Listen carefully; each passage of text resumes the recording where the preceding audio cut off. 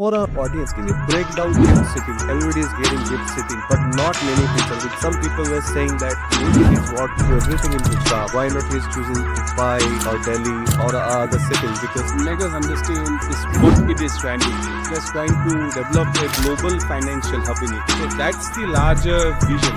Implementing this as India's first smart city. We have Standard Chartered, HSBC, Barclays. wow, As you are operating from Dubai, Singapore, or Mauritius, and that has now allowed several financial services institutions and players to set up their base in Delhi and undertake the international financial services for free. Namaste and welcome to Global Desi Podcast. To celebrate the incredible journey of the 30 million global Indians settled outside India, we're here to shine a light on the extraordinary stories of people from all walks of life.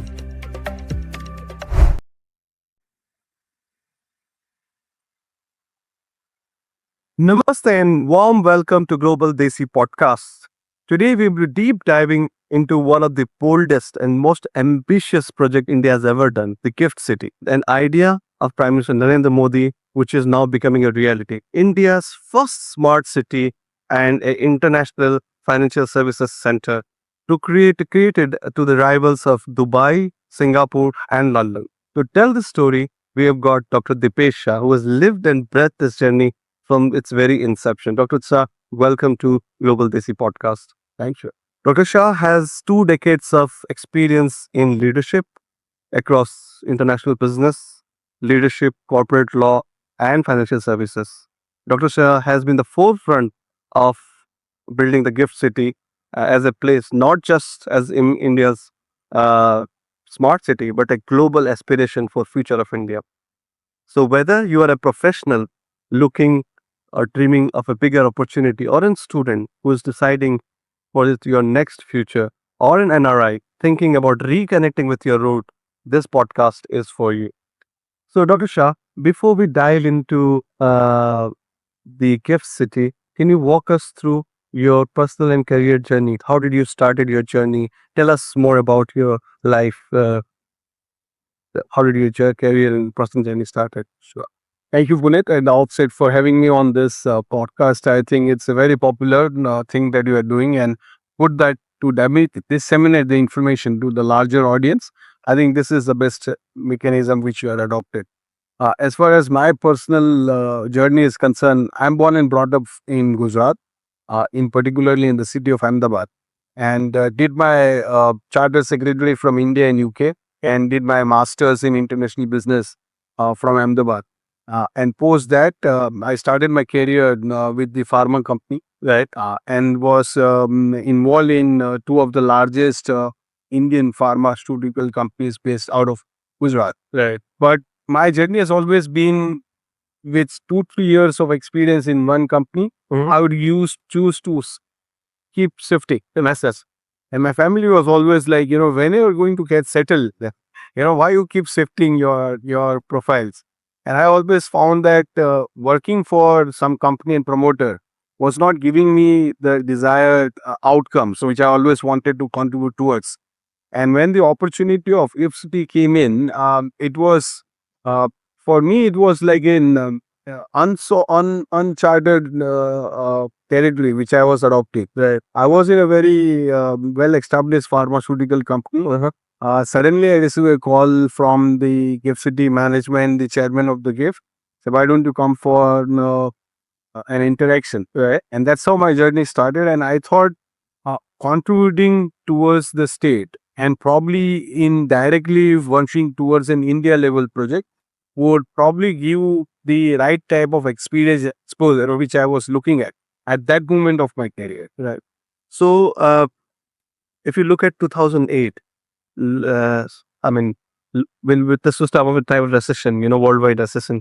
So the idea of something like such ambitious project must have sounded crazy to you. So how did you convince yourself to do something so ambitious at that stage? And then you said that you were settled in a pharmaceutical companies and other job profiles. So this was a big shift for you as well. So how did you convince your mind to do something such a crazy and ambitious project of designing a city, a smart city? I would say, see, at that stage of my career, when you wake up in the morning and you take up a newspaper in your hand and you see a headline saying that the chief minister of the state is planning to build a global financial hub. Yeah. That the statement really struck my eyes. So Modi ji was the chief minister At that yeah. time, Just for our audience. yeah, the honorable prime minister was the chief minister of the state, and there was a headline in the newspaper which says that he wants to build a global financial hub. Now, at an early stage of a career, in a young career, when I read that line, I thought that this could be a great way to contribute towards the overall objective of the state and India. Yeah. And that at the first instance attracted me towards coming towards closer to this project and see if whether I can contribute towards this larger vision which the Honorable Chief Minister was at that time envisaging. That's how my association with the gift started.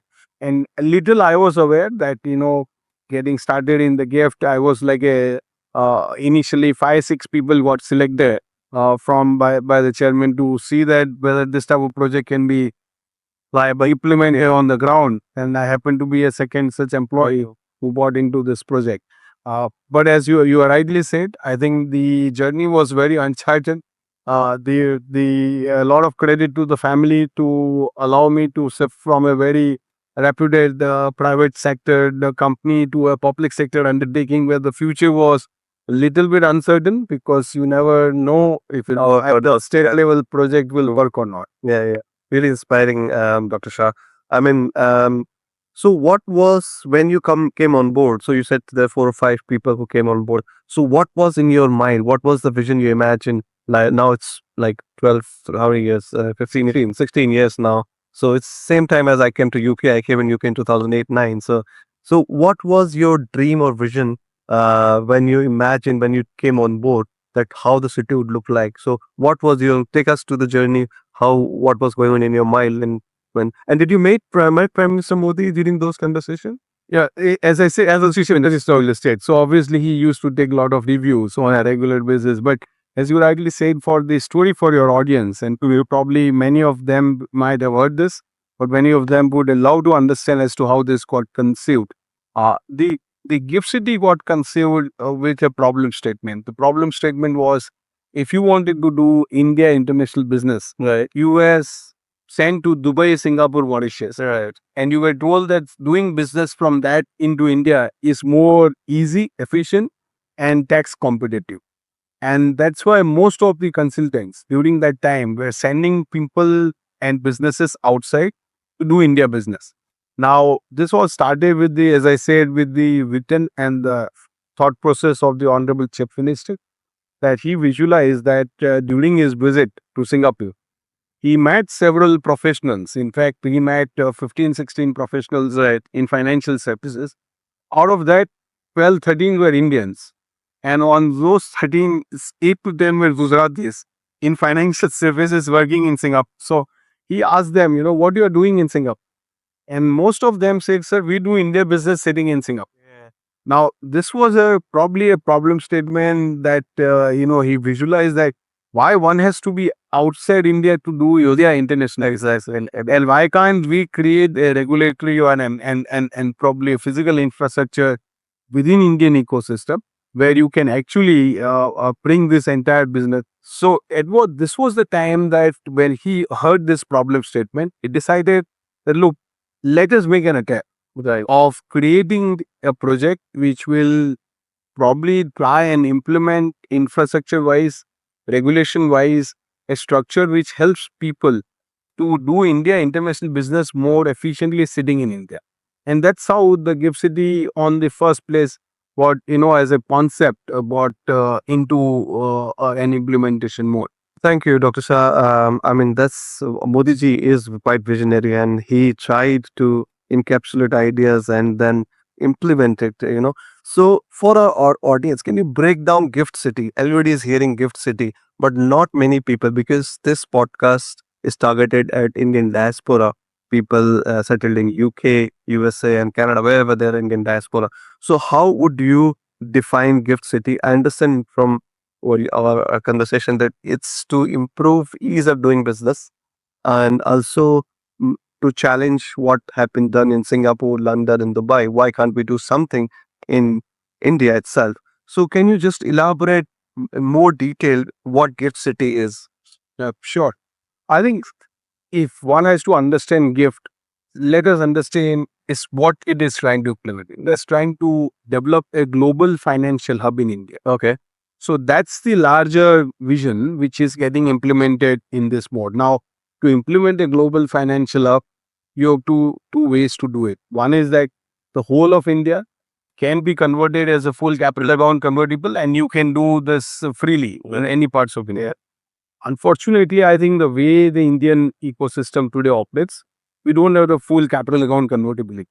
So you needed a location which is within India, but can be declared as an offshore zone within India. Okay. Now, this is a very unique positioning that if I have to change whole of India, it would have taken say next 20, 30 years to wait for the international financial services to come up freely in India. So what government of India and what the Honorable Prime Minister vision at that time was that we should not wait for the whole of India to get converted into a full capital account convertibility.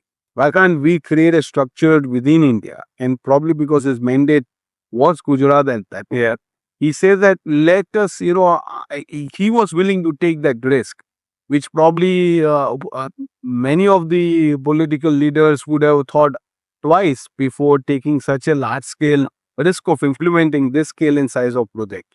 But he was known for taking risk, and probably he really took this on his on his shoulder that I should contribute towards making India a global financial hub. So for the larger audience, I think what India is trying to do for Gift City is it is implementing India's first global financial hub, which will connect India with all the global financial markets across and would help India undertake international financial services more efficiently.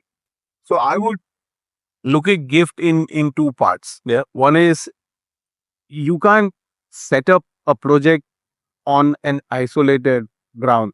So what you needed was probably a planned city in which you are planning a global financial center, which as per our research, and that time we did study several examples, like we studied Pudong, we studied Tokyo, we studied New York, Manhattan.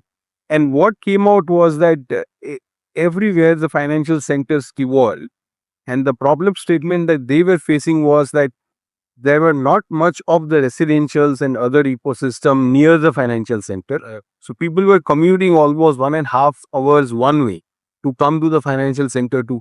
Yeah. So Gift got an idea of implementing this as India's first smart city and then fully integrated infrastructure development project, which For the families of people who will work and live there. Yeah. so it got implemented as a project which will have commercial, residential, social facilities all in one. An idea was walk to work, that you are working there, you are living there, and all your social facilities are part of the ecosystem. Now, our sector really made a lot of difference because we saw experience of other financial centers and they were not very encouraging. For a period of time when they were fully developed, people faced a lot of problems to enter that center and come out of the city. So from that perspective, I think GIFT was quite unique. Right. So one is that to create a smart city where the people who will be working there can reside there and can walk to work. So that's one part. And let's proceed to the second. Yeah. The other part is the international financial services. Now, this is unique. And then Puneet, I'm sure your viewers will love a small story here. That when we were naming this project, we were all in the room writing down some name of the project. The Honorable Chief Minister enters the room, and my chairman, Sri Sudhir Malkar, used to tell me this story every time when we were all sitting together. And he says that, look, he enters the room and he says that, I'll call this as a gift. You figure out the full. And that's how we, So you got the abbreviation first. was, and then we are probably the only project in the world that you got the short form first, and then you have to figure out the full form. And what came out was Gujarat International Finance as a name. That we Gujarat International Finance. But we were struggling with the tea because we thought that tea was not gelling into the name. So there was one more attempt to go to the Honorable Chief Minister and say, "Sir, the name that you have given here as an acronym is excellent, but somehow we are not getting the tea placed in this." And he says that, look, in future, finance will not be able to operate without technology. So, Fintech, yes, today the world talks about. So tea is Modi's contribution. So, entire gift is Modi's cosmic mission.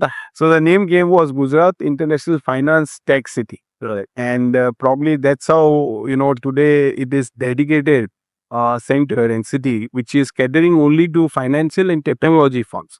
There's no manufacture in the entire city. There's no polluted activities around. It's all based on the finance and technology. That's very interesting, Dr. Dipesh Shah. And how Modi ji has given this name, and then you started filling it, and that suits very well. Gujarat International Financial and Technology. And so, if we deep dive into more into GIFT, what I understand from my research is that the SEBI and the share market rules and the RBI guidelines are not adhered in GIFT City. Can you elaborate how is it different? You said it's in another economic zone out within India, but it's Indian laws. Some Indian laws are not applicable. So can you expand on that? Sure. I think the way, as I mentioned, that because India is not having a full capital account convertibility, so what was done was to carve out the zone and declare it as an offshore center within onshore India, which means the center is outside of FEMA. Right. The foreign exchange welfare law of India says that any entity set up in that zone center is basically a non-resident in the FEMA. Yes, so you're talking about the FEMA regulations are not applicable in GIFT City. So what I was trying to convey to the viewers, like how IFFC was created as a different zone. Because in India, the currency is not convertible, the IFFC got created as an offshore zone known as International Financial Services Center. And this, under the Foreign Exchange Law of India, is been declared as a non-resident zone, which means that we can implement the international financial services business through the units operating there on a similar principle as you are operating from Dubai, Singapore, or Mauritius. And that has now allowed several financial services institutions and players to set up their base in GIFT and undertake the international financial services more freely. So for the viewers, I think many of you are aware that, see, you want to do international dollar business. When you land into India, they often find that the landscape of India also comes with a lot of regulations. And many times they don't want to deal with the domestic Indian law. Right. Because every state has their own different laws, and you don't actually require registrations on those laws. So what IFTA offers is probably a soft landing. Okay. To a business which comes into GIFT, it is soft landed into the regulation created as an international financial services areas, and thereby able to serve India in dollar, but not required to comply with the domestic law of India. Right. That is how I would say the viewers would consider GIFT as a more international financial services or business zone, where you can serve India with dollar and you can serve the rest of the world with dollar business from GIFT. Right. So for Indian diaspora, why would they care? So someone, an entrepreneur or a professional who is living in UK and USA or Canada or any other country. So what's in for them in GIFT City? So I've heard about this 10 years of tax. Can you expand on that? And what else can the entrepreneurs, the budding entrepreneurs in the UK ecosystem or American ecosystem can do? And you said that we can open in dollar. Can you open in pound as well, British pounds as well? Okay. So I think from a non-resident perspective, there are two things they can do. One is that they can set up their own fintech firm, or they can set up their own financial services entity in GIFT, Okay. which in turn will do international business with India, Right. or it can serve the global market sitting in GIFT. Now, the advantage for them is when you set up as an entity, the business profits that the entity earns, out of 15, 10 years, there is no tax on the business profits. Okay, let's dive into more into that. For example, I've opened a PAL, for example. Have you got any UK PAL opened up? Yes. We have Standard Chartered, HSBC, Barclays. Wow, okay, great. So, for example, HSBC started, for example, in 2020. So, for next 15 years, any 10 years, they can choose where they won't be taxed. Yes. That's a great advantage. I mean, I've never heard. I mean, must be a big surprise for many of the diaspora community that you operate for 10 years without paying any tax to Indian government. Are you sure? Yeah, absolutely. And this is in line with what is happening in the other financial centers. What was done was It's a big competitive advantage. that's right. Right. See, this businesses were anyway being going out. By bringing them here, Right. you were anyway not getting tax when they were going out in Dubai. Exactly. Okay. So what government very wisely did was that they brought this business back into gift. They're creating more jobs in India now instead of creating jobs outside. So for any startup who are in UK, so you can start your company in Gift City and you don't have to pay tax for next 10 years. That's a big incentive, I must say.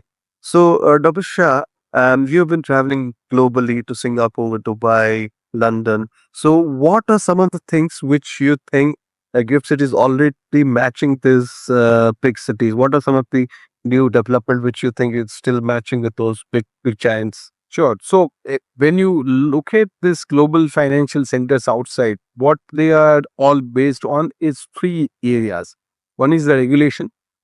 So IFFC in GIFT now also provides a similar regulation. So that's a matching of the regulation, whether you operate from Singapore or in GIFT, you will find the regulation talking in the same language.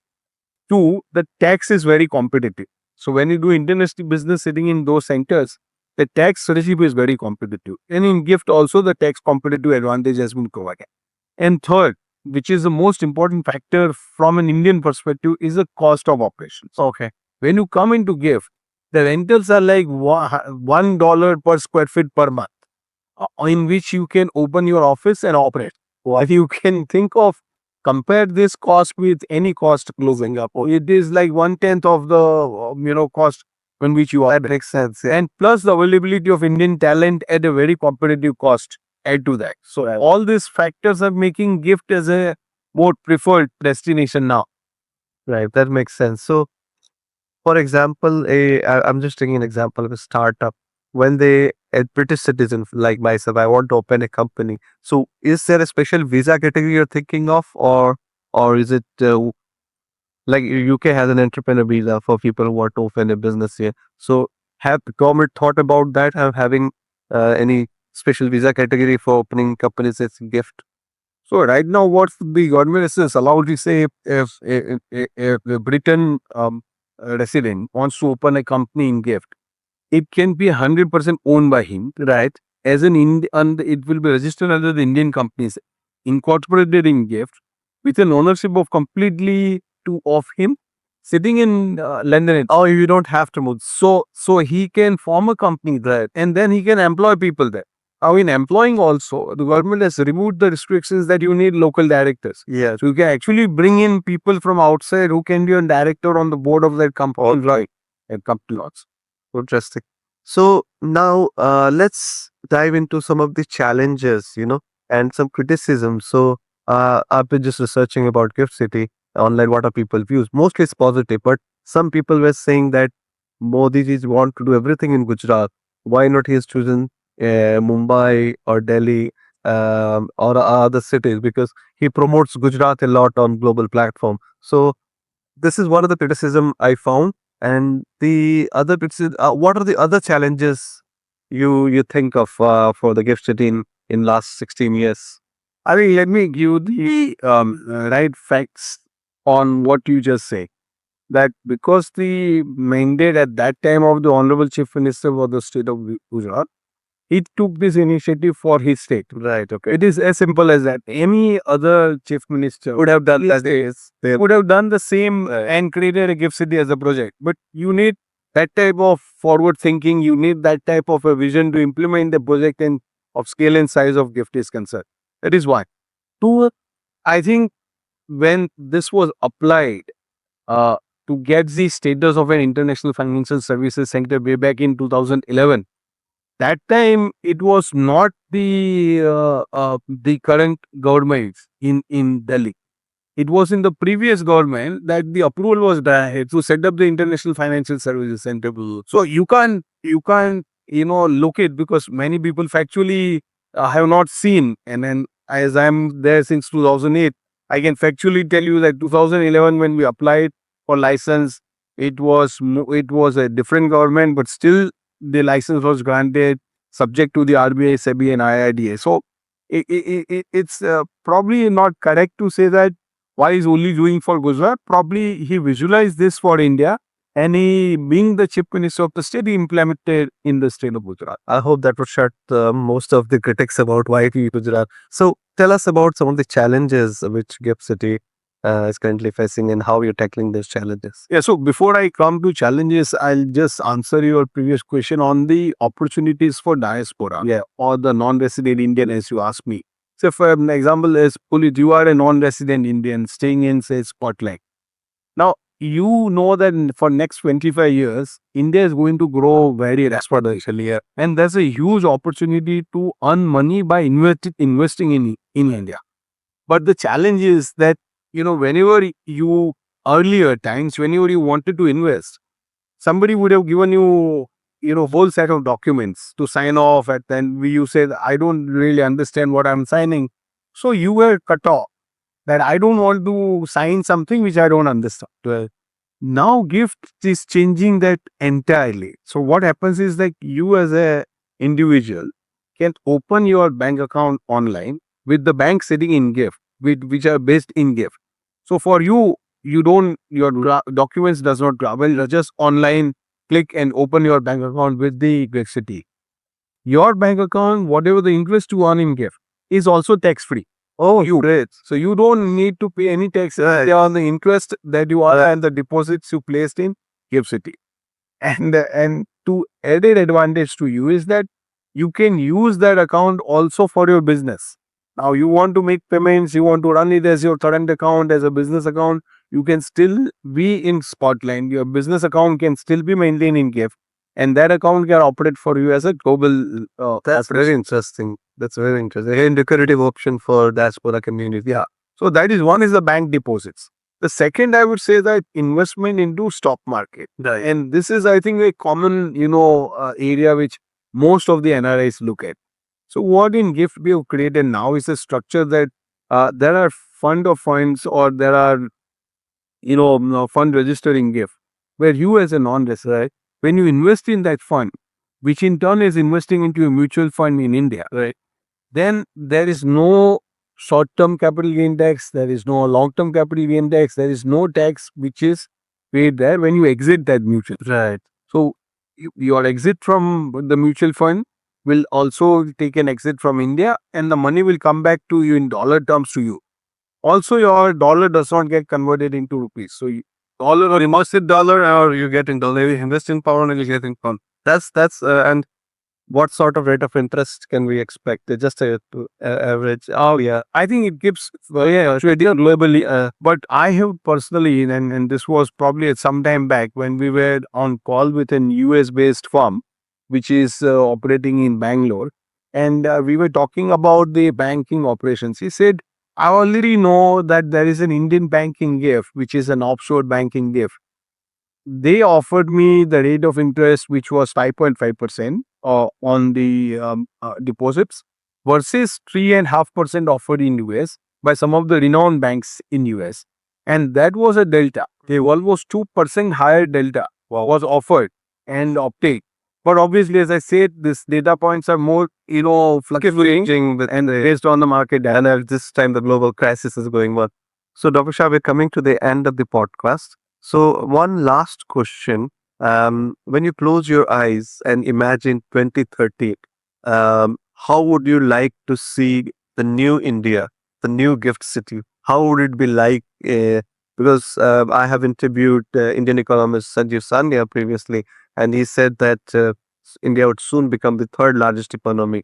So, what is your personal vision when you close your eyes and see your project maturing from an idea from inception to a smart city. Now, how would gift city fit into the Viksit Bharat, which is one of the Prime Minister Modi's call for India? So how that gift city fit into the new India? I think it's a very good question, right? Or ask. Today, there are 1,000 companies with 30,000 people operating in India. And if we close our eyes, as you said, and say this is 2030, suddenly you open your eyes. I think what we would visualize is that there would be almost 200 to 300,000 people working in gift. So you will have more than maybe 4 or 5,000 companies operating there.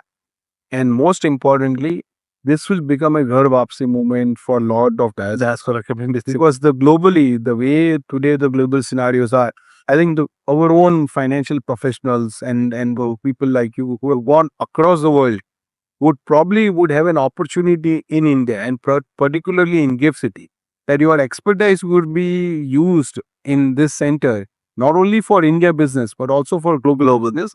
And with a simple offering you a platform in your home country, rather than, you've been required to operate on the global markets, you will be able to be in India or operate globally. So I would say 2030, you will see the Gift City scaling the full scale operations with almost 50 plus buildings. At that time, the skyline will be very different. And today, even today, when you enter Gift City, 27 buildings are forming the skyline.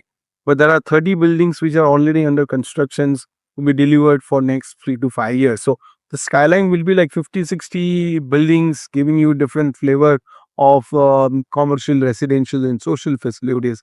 And probably it will be a thriving city and a thriving center to go to. And from there on, probably we should visualize that by 2047, as India becomes fully developed, GIFT will play a major role in towards making it as a global financial hub. Thank you. That's amazing. Telling us the story behind the scene and how Gift City will contribute to developed India. So there's one fun segment of our podcast where we ask some rapid fire questions to our guests. So you'll just get 10 seconds to think and answer. Okay. So first thing you do when you visit London? Take out my tea bags. So you don't like English quiz? I like masala tea. Very good. So if you could invite three people, dead or alive, who to come and settle in Gift City, they can be dead people or alive people. Who will be the three people you'll invite to? I think this is a tough one, but I would say one Indian diaspora for sure. Yeah, I will invite them to be part of the ecosystem. Two, I would say some of the big financial wizards of India should have their main base in Gift City. And three, probably if we really aim towards making it of that scale and size, then, why not some of the largest financial conglomerates operating as a headquarter into Gift City. So this is how I would look at from a Gift City perspective. Perfect. So one Gujarati snack you can't live without. Dokla. Oh, thank you. So one last question. What is one myth you want to bust about Gift City? A lot of people think of Gift City. What is the one myth you want to? I don't want to say put words into your mouth, but one of the myth you want to bust about Gift City. I would say it's a reality. Okay. It's happening on ground, and nobody can probably take it away from India, because India has really put a lot of efforts, a lot of planning behind developing this.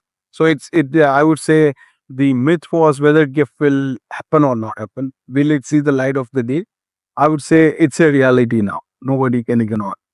Thank you. Thank you, Dr. Shah. I wish we Gift City all the best. Thank you. Thank you for coming to our podcast. Thank you.